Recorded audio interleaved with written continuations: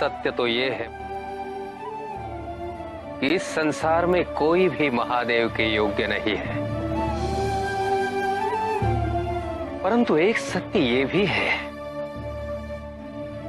कि जिसके हृदय में सत्य का प्रकाश है, मन में सच्ची लगन है, सच्चा प्रेम है, वो महादेव के योग्य बन सकता है।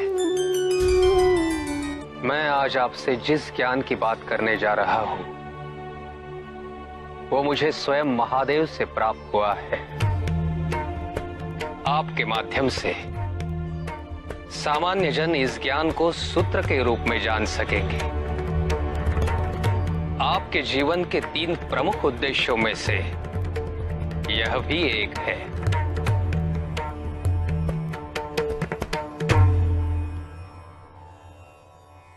देवी, आप आदिशक्ति हैं।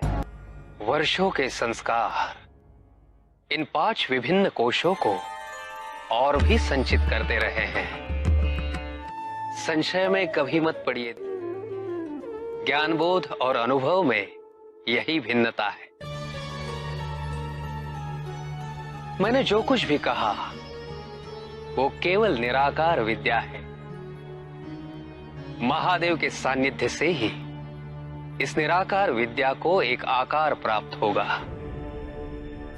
और वही क्षण होगा आपके आद्य शक्ति के चरमोत्कर्ष का। और जब गंतव्य शिव है तो मार्ग की कठिनाइयों का भय कैसा।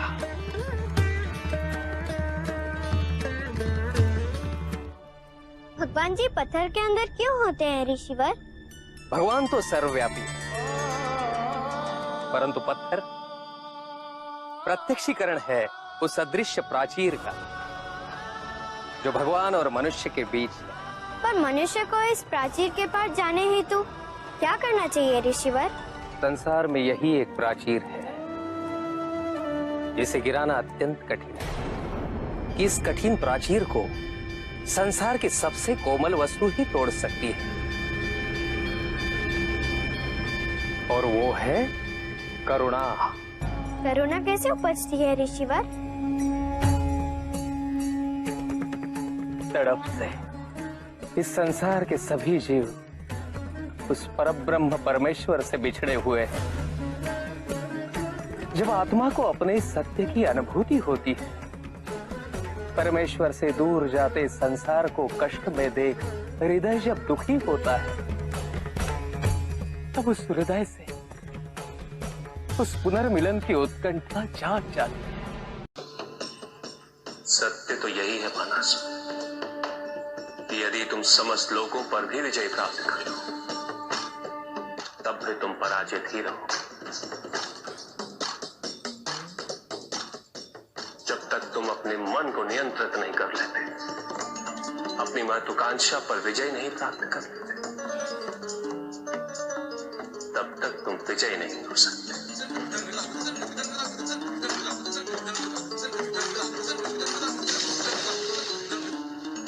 और जिस क्षण ऐसा हो गया भालासुर,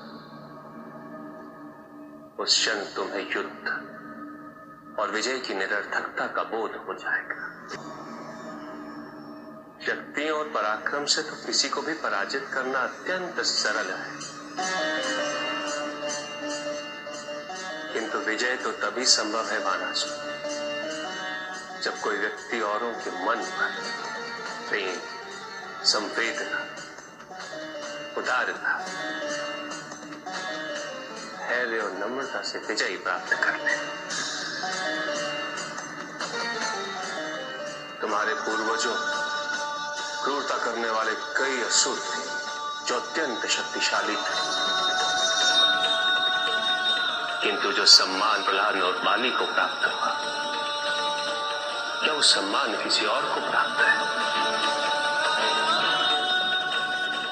मैंने तुमसे पहले भी कहा था बालासुर कि विकल्प तो तुम्हारे समक्ष है,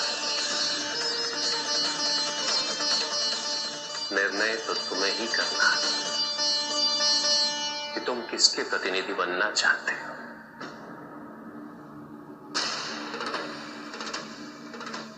बाणासुर, तुम सबसे भाग्यवान हो, क्योंकि साक्षात महादेव तुम्हारे साथ हैं।